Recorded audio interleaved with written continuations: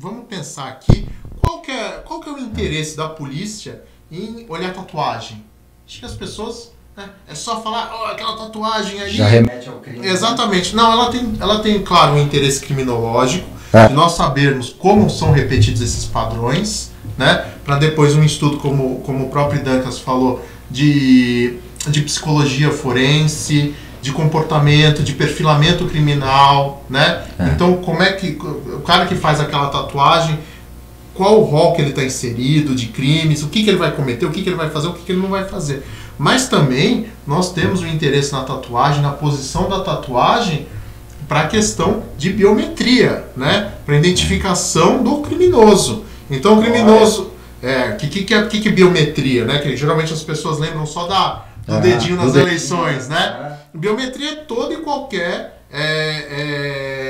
mensuração do seu corpo, né? É toda a forma de identificação de uma pessoa pela medição do corpo. Então íris é biometria e tatuagem no corpo também. Um palhaço na batata da perna, de tal forma, às vezes pode servir também pra gente chegar num criminoso.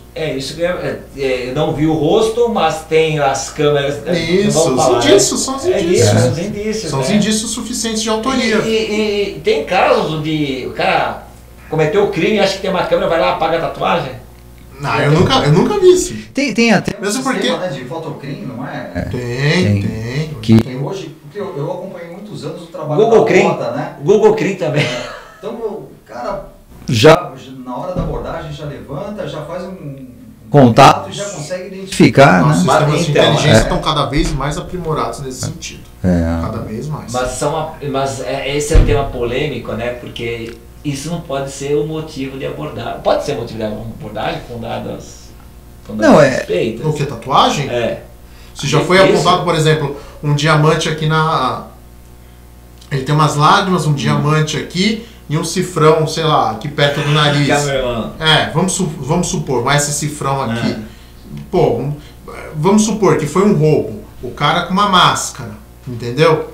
E boné. Só aqui, esse semblante aqui. Nossa. E ele com essas tatuagens. Você não vai investigar um cara desse? A vítima afirma categoricamente. Ainda fala posição de sobrancelha falha, sobrancelha grossa, fala a cor dos olhos e fala que o cara tem essas tatuagens exatamente nessa posição. E aí? Tá vendo? É complicado. Não, não tem que ir pra cima. Não, é complicado. Não, tem que ir pra cima. Tem que ir pra cima. Mas assim, o mundo, né, do dever ser e do ser. Vai tomar dislike, né? Vai tomar dislike quando a gente vai um tema polêmico, né? Sim. Eu já abordei. Já. Quando eu era policial, né? Por conta de tatuagem? Claro, Zona Sul, quebrada, normal. E ele tinha palhaço? Não, era tatuagem, de longe você não vê. É que assim, você tem o jeito, né? Nada contra, pelo amor de Deus, né? Acho que o gingado é do brasileiro, mas ginga demais, né? Entendeu? Tem as que ginga mais do que, a brasilidade permite. É igual o carro, né? Se você passar acima da velocidade, tá marcando 80, passou a 100, vai ter que ser abordado, não é? É o padrão, né? É o padrão, né? É o padrão. Mas, e outra coisa também, as tatuagens de cadeieiro, que a gente chama, e as tatuagens de estúdio, também tem essa diferença, né? E é o que o Idancas estava falando. Por exemplo, tatuar pênis. Eita. Tatuar pênis no indivíduo. O indivíduo que vai lá e tatua ali o... Não, ele não tatua, ele é tatuado. Exatamente. Ele é tatuado. E geralmente essas tatuagens, elas são feitas dentro da cadeia. Ou com... De forma bem rústica. Exatamente, com tinta de caneta. Isso. Que é pra marcar. O cara esquenta o tungstênio e vai riscando a pessoa. É isso aí. É isso aí. Essa tatuagem ela fica feia depois. Ela fica esverdeada, feita com aquela tinta azul de caneta Bic. De caneta Bic, né? Exatamente. É uma tatuagem feia. E a gente pega bastante. Demônio, muito demônio. Eu tô falando agora não de estúdio. Mas essa eu tô falando essa marca, essa do órgão genital, essa do pênis. Que a pessoa recebe essa tatuagem. Isso, ele recebe. É uma punição. Punição do quê? Geralmente ele cometeu estupro. Ele cometeu um crime. Isso, um crime sexual. Não importa, um crime sexual, mas não importa qual seja a vítima. Não importa qual seja a vítima. Geralmente mulheres, né? Não, sim, mas assim, não importa qual seja a vítima. Não importa. Tá. Aí ele recebe um pênis. Tá. Isso está escrito aonde? É um código de ética? Como funciona legal, isso isso aí? aí é De legal. onde que vem isso? Eu acho que a Isso é galera legal. que está nos assistindo, né, Elias? De onde que vem? Porque a gente sabe, ó, estuprador, comoção social, entrou na delegacia, aí a gente não sabe mais, né? Porque aí tem toda a proteção social do Estado, beleza. Mas onde que está esse código? Ou esse escrito? Não, ele não é. Ele é uma lei entre os presos, né? Igual uma doutrina, né? Exatamente, doutrina. exatamente. Uma Não, doutrina. é uma norma mesmo. Ela só não é uma norma institucionalizada. É um direito consuetudinário. Não, que não é escrito. é o que a gente chama de norma social, né? E na verdade ela vem aí numa contra-regra, que é uma espécie de código de conduta, né? Toda vez que você tem um código de conduta objetivado, é o que a gente chama de ética, né? Os gregos chamavam de ética. Então, na verdade, é um código é uma ética entre os presos. Como eles têm mãe, como eles têm irmã, como eles têm filha, né? Eles não veem com bons olhos aquele que pratica um crime de violência sexual. Porque o que eles veem com bons olhos? Quem está ali porque roubou, porque precisa, né? Quem é o ladrão, quem é o traficante. Tem ladrão que rouba e precisa e ele é enaltecido, tem um ladrão que rouba não precisa. Não, geralmente eles sabe quem é muito enaltecido dentro dessa lei deles aí? O estelionatário. Porque o estelionatário é aquele cara que pega dinheiro dos outros sem praticar violência e grave ameaça. É o nerd do bandido. O nerd não, do... sério, estamos inaugurando aqui o nerd do bandido. É o estelionatário. Existe o código da cadeia. Existe esse código da cadeia. Né? Isso é feito lá. Cadê a honra da pessoa? A gente tá falando não é honra, não é código de honra. Honra não, mas é o código. É um código deles, Isso existe, isso é antigo, aliás. Isso existe. Né? Isso é trazido de... isso é... Por exemplo, né, se você pega a formação do Comando Vermelho, foi quando se misturou presos políticos com presos comuns. Então, esse negócio de misturar preso nunca deu bom, assim, né? Usando a linguagem popular aqui no Brasil. Isso sempre trouxe alguns reflexos, né? Então, pegar e colocar um cara que tem uma inteligência acadêmica com um cara, às vezes, que tem o sangue frio de um homicida, de um assaltante de banco, de um cara que mexe com explosivo, com armamento, deu no que deu, né? Deu no que deu. Interessante, isso é interessantíssimo. Tinha uma pergunta sobre os pontinhos aí, né? Vamos ver a tatuagem. Vamos ver os pontinhos. Os pontinhos são clássicos, né? Os pontinhos, né? Bem interessante, né? E isso é dinâmico também, a tatuagem. A dinâmica da tatuagem. Isso muda, viu? É uma coisa diferente, né? Isso muda. Na teoria clássica, né? Um ponto representa aquele ladrão que está no estágio inicial da sua carreira, né? Os caras falam de punguista e tal, né? Fala do punguista, talvez, não sei nem se tem isso daí. Um pontinho os crimes de menor potencial ofensivo, aqueles crimes sem violência ou grave ameaça. Geralmente um pontinho está associado a isso. Sabe que... Esse aí é high, né? Esse aí é chefão. Esse é chefão. Esse aí tem 9. Tem relatos que 2 pontinhos era estuprador no isso, passado, ou né? qualquer pontinho no rosto. Ou qualquer pontinho. Qualquer pontinho no rosto? Também. Então não é negócio artístico. Não. Porque a gente faz um pontinho no rosto como se fosse algo artístico. Não, pode ser, Dancas. O cara acha bonito fazer uma mulher que acha bonito fazer a pintinha igual da Marilyn Monroe. Você entendeu? Não, mas, né, é tudo contexto, 4 pontinhos, 4 pontinhos, né? 4 pontinhos é o roubador, salvo engano. Não é tráfico também? Pode ser tráfico. Pode ser tráfico também. Pode ser tráfico, né? Pode ser tráfico. Esse daí que a gente tá vendo ali pode ser tráfico, né? E quem faz esse pontinho? Isso aí também é tatuagem na cadeia para eles se identificarem. Mas, assim, eu não posso fazer os pontinhos. Eu entro no código de honra, né? Isso é muito fechado para nós, né? Isso é muito fechado. Tudo aquilo que a gente sabe sobre ele... líder, hein? Isso é líder, né? 5 e 9 geralmente são líderes. São líderes? São líderes. De 5 a 9. A primeira imagem que ela colocou refletia, acho que 9, né? 9 geralmente é chefe de organização. Isso aí é exatamente, eles fazem esse tipo de pontinho, né? Não é estanque. Como a polícia chegou nisso? Olhando o que eles tinham, a tatuagem e as condenações e a capivara deles. Aí se chegou geralmente nessa... Porque isso é muito fechado. né? Mas tem o X9, que fala. O X9, mas o X9 não tem pontinho. Não, sei, mas ele fala. Geralmente tem os boca aberta, né? Todo lugar tem. Mas... mas isso aí é muito fechado. E eles usam isso aí para se identificar dentro da cadeia. Porque... Mas ele chega lá, eu acho que essa pergunta da honra tem a ver assim, ó. Eu sou chefe de uma organização lá de alguma coisa assim. Quem coloca não é a pessoa, mas ele é identificado como líder. Isso. Ó, você tem seu status aqui. É isso mesmo? É isso mesmo. Ah, entendi. Então ele tem status. Nada, você não é você que se autoprocura. É igual uma medalha. Você não vai se colocar uma medalha no próprio peito, não tem valor nenhum. Tem ritual nisso aí? Tem? Que eu saiba, não. Isso é muito fechado pra gente. Isso é muito fechado. É difícil a gente... Essa tatuagem ocorre em um ambiente de presídio, de carceragem. Isso é de presídio mesmo. Presídio, né? Presídio, então, né? Presídio.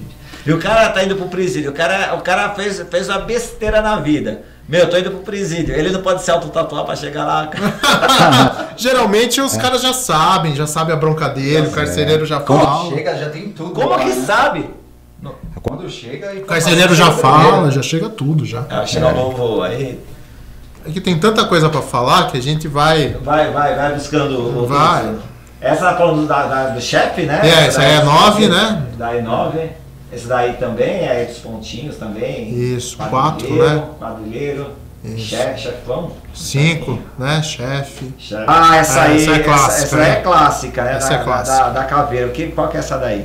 Essa aí é mata-polícia, né? Matador de polícia? Isso é matador de polícia. E a pessoa que é matadora de polícia, ou uma pessoa, não, criminoso, né? Ela tem uma hierarquia dentro da organização criminosa? Dentro da cadeia, né? Sim, ele tem moral lá dentro. Mas essa daí também, deixa essa figura aí que eu queria comentar, fazer uma pergunta. A cruz com crânio, né? Não é a cruz, né? Mas é uma adaga, né? Não chega a ser uma cruz. Isso, na verdade, isso aí, né? As forças policiais também usam isso, né? Faca na caveira. É a famosa faca na caveira. Que isso, você sabe a história disso aí? Eu conheço a história do militarismo, né? Da Segunda Guerra Segunda Guerra Mundial. Essa mesmo. Bunker, né? Isso, essa mesmo. Essa mesmo. Mas conta, o pessoal não sabe. O pessoal não sabe? Então, quando chegaram lá As tropas inglesas? Isso, e eles chegaram lá e caiu o nazismo, né? Eles viram muito crânios, né? A caveira, né? Das pessoas, exatamente, né? que o nazismo ele fez Os alemães. eugenia, né? Isso. Geralmente, não. O nazismo, né? Sim. É que tinha alemão que não Short, concordava né? com... Não, mas eu sou judeu. Ah, tá certo. Eu não sou alemão, não. Tá bom, tá certo. Tá certo. Inclusive, meu bisavô foi vítima lá, enfim. Bem, meus avós também fugiram, são refugiados da Segunda Guerra Mundial, né? Porque a Rússia invadiu a parte da Polônia, e Dancas é lituano, teve todo esse problema. O meu é Schwartz, Leonardo Schwartz. Então, meus avós são fugidos aqui. Serra, Charlie, Hotel, Whisky, Alfa, Romeo, Tango, Zulu, Schwartz. Enfim, e aí tem essa questão de que quando eles chegaram e viram a tamanha atrocidade, né? O militar inglês, então ele cravou aqui nunca mais. Mas essa da caveira, você poderia... Então, a vida sobre a morte. Exatamente, a vida sobre a morte. Então a faca na caveira é um símbolo da vida, né? Que é aquelas atrocidades, aquelas experiências, aquela barbárie que foi o nazismo, nunca mais. Mas essa imagem que está mostrando não poderia ser confundida com aquela pessoa que é criminosa, que esteve na cadeia e não abriu, é uma pessoa de confiança, um criminoso confiável. Diferente do X9. Eu já ouvi isso aí, que a faca na caveira também, que ele não vai abrir. Isso, que não vai abrir, que alguém sabe guardar segredo. Que a gente chama na polícia, ele não vai rachar, né? Não vai rachar. Eu ouvi isso daí também. Eu já ouvi isso aí também. Eu li, na verdade, no material que a gente recebe, tinha essa identificação também. Porque essa adaga parece uma cruz, né? Então, isso. Só essa... E lá no meio tem um X, né? Na adaga, me parece que tem um X, o que poderia... É simbologia muito específica. Esses caras... não sei. Porque é muito mutante, né? Mas cada um faz da forma como ele bem entende, né? Aí ele vai colocar uma coisa dele ali, um fato da vida dele. A tatuagem é simbologia, né? É simbologia pura. É a pretensão interna dele. Essa daí é do palhaço, né? O palhaço é matador de polícia, né? Matador de polícia? Ou 5, 7. Exatamente. O palhaço sorrindo, o palhaço dissimulado, O palhaço com cara de mal geralmente é um malandrão, é um 5-7. Volta na outra, é possível? Eu queria comentar com o seu público, Elias. Essa daí, tem algum significado desse palhaço, essa cabeça dele costurada? É o palhaço malandro, é o palhaço vivido. É o palhaço mal, aí, eu não sei. É o palhaço mal. Geralmente é a figura do palhaço mal, do palhaço mal encarado. É o It? Não. Deixa eu só fazer um comentário aqui. Eu vou fugir um pouquinho da área criminal, mas falando da área criminal, sabe que tem muitas crianças, muitos adolescentes, muitos adultos que têm aversão, medo, fobia da imagem do palhaço. Sabia que isso a criança nasce sem que haja um evento e ela já tem medo da figura do palhaço? Isso é estudado, né? Isso é estudado em psicologia. Isso é estudado em psicologia. Isso, de uma outra forma, pode ser um estopim, um gatilho para uma vida criminal. Mas isso é outra assunto. Mas é porque o palhaço é uma caricatura humana, não é? Então, mas aí que tá. O nariz vermelho, a careca. Então, mas, repare, tem muitos vídeos na internet que crianças tá assim, feliz, vê o palhaço, começa a chorar. E esse trauma não é trabalhado. A criança vira o jovem, vira o adolescente, vira a criança, vira o adolescente, vira o jovem. E isso fica incutido. Fica incutido. Fica incutido. Isso não é consertado com o tempo. Aquele autor de obras de terror, Stephen King, né? Que é o criador do It, né? Isso. Ele explorou isso aí. Diz que ele explorou isso aí intencionalmente. Diz que ele explorou isso aí porque o palhaço assassino. E as crianças tinham medo de palhaço. Elias, até falando pro seu público, isso é um percentual enorme. E para mim foi uma surpresa quando eu fiz psicologia. O percentual de pessoas naturalmente que tem medo de palhaço, medo do Bozo. Não, Bozo é o Bozo. Eu teria medo do Bozo. Não, mas assim, o medo, ele agradava uma parcela e a outra parcela mudava de canal. E ninguém sabe disso, hein? Já pensou? Ninguém sabe disso. Legal. E aí o cara tá saindo do circo que ele trabalhou. Passa uma viatura de GCM, o cara não vai se parar, vai enquadrar, né? O Lucas está perguntando, doutor, e os irmãos Metralha? Clássica também, hein? Clássica. É relacionado a 157. Tem muito irmãos Metralha. Boa, Lucas, um abraço aí. É verdade, muito mesmo. Bem lembrado. E sabe que às vezes eu já vi isso aí. O tio Patinhas colocado no mesmo contexto ali da tatuagem, junto dos irmãos Metralha. E nos quadrinhos, os irmãos Metralha são inimigos clássicos do tio Patinhas. Querendo roubar o Patinhas. Exatamente, querendo roubar o Patinhas. Aí eu olhei para aquela tatuagem e fiquei pensando, mas o que é? Os irmãos Metralha venceram o tio Patinhas? Qual que é? Será que ele não sabe, ele não tem essa cultura, né, entre aspas, de quadrinho, que não sabe que um é inimigo do outro? Né? É uma tatuagem interessante, é do tio Patinhas colocado junto dos irmãos Metralha, mas os irmãos Metralha são clássicos. A pistola geralmente é que ele usou a pistola para cometer algum crime. Mas usar pistola hoje para organização criminosa tá fraco, né? Ele usou a pistola aí para algum crime. A pistola e o revólver geralmente tem essa associação de que ele é um ladrão que usa a pistola ou de que ele é um ladrão que usa o revólver, geralmente associado mas a hoje, né? Crimes contra a vida. Né? Mas ou o 57 ou mesmo o 121, o homicídio. Quem é matador mesmo não usa pistola, usa revólver. E quem é policial sabe o porquê. Por causa do estojo. E porque não falha, né? Por causa do estojo. Deu nega, você tem o próximo. O estojo não fica com uma evidência na via, porque a pistola, o estojo é expelido, né? Pela câmera. Tem isso. Tem a questão da confiabilidade do revólver. E tem a questão, não vai dar pane de chaminé, não vai dar travamento na pistola, né? E não vai expelir o estojo, e até né? porque você não precisa fazer mira, né? Que é um tiro de combate, é um tiro de 2 metros. No máximo, geralmente, né? não passa disso. Execução, né? Eles passam de moto, geralmente o garupa já com o revólver, e aí passa lá, geralmente espera a vítima estar a pé ou desprevenida, e o garupa passa perto e aperta. A adaga também tem a ver com isso, de confiabilidade, de não rachar. A adaga geralmente tem a ver com isso aí. É um preço de confiança. O famoso cadeado, né? Exatamente. A saca do dinheiro lá. Saco de dinheiro relacionado à cupidez. Comum, bem comum. São tatuagens bem comuns. Os pontinhos A são os outros que caveira falam. Isso. Da estátua, Isso. o palhaço da estátua. Isso aí ele é ladrão. Ele é ladrão. Ele tá lá porque ele é ladrão. Mago. Esse é o mago. O mago. Então, é uma bola de cristal ali. Uhum. E o mago é com o duende, né? Isso. Não, o mago ele tá relacionado ou crimes patrimoniais com uso de explosivo, né? Essa é a figura do mago, né? Ou relacionado a assalto de ônibus. Mago também. Assalto a banco. Geralmente mas é mais com o uso do explosivo, porque o mago usa de magia, então geralmente está ligado a crimes patrimoniais com uso de explosivo. Aquelas casas japonesas, eu não sei o nome disso aí, não me lembro agora. Tipo os templos japoneses, né? Geisha, né? O que é isso? Geralmente as mulheres, a fada, a sereia, a geisha, estão relacionadas a crimes sexuais, tá bom?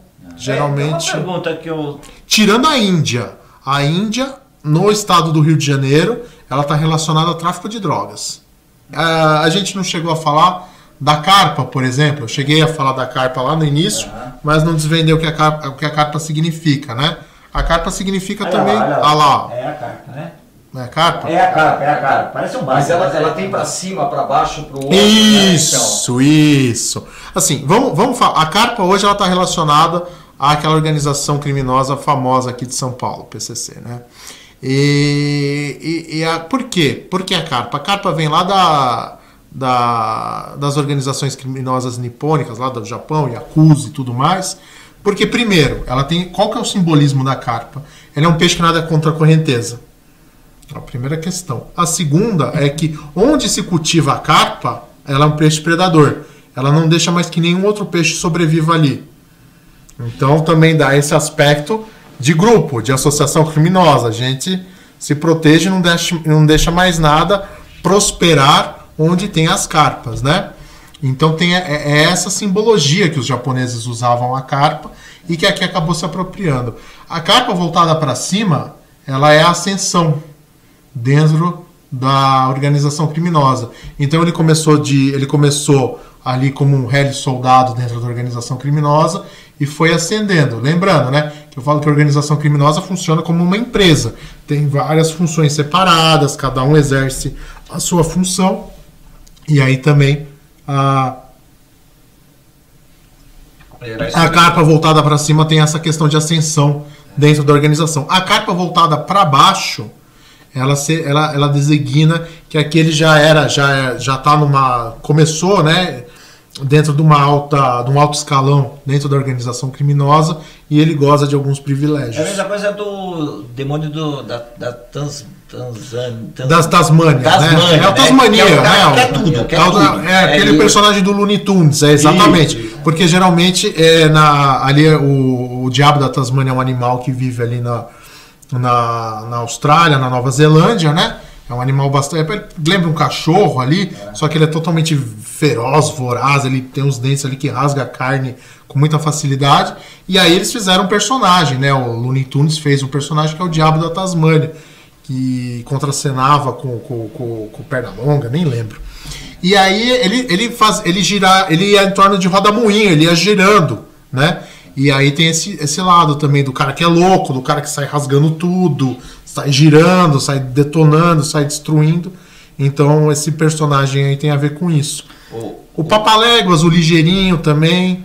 O Chuck também é bem comum, né? O Chuck também ele denota perversidade, né? Ele é o cara que é sangue frio, que não se arrepende daquilo que fez.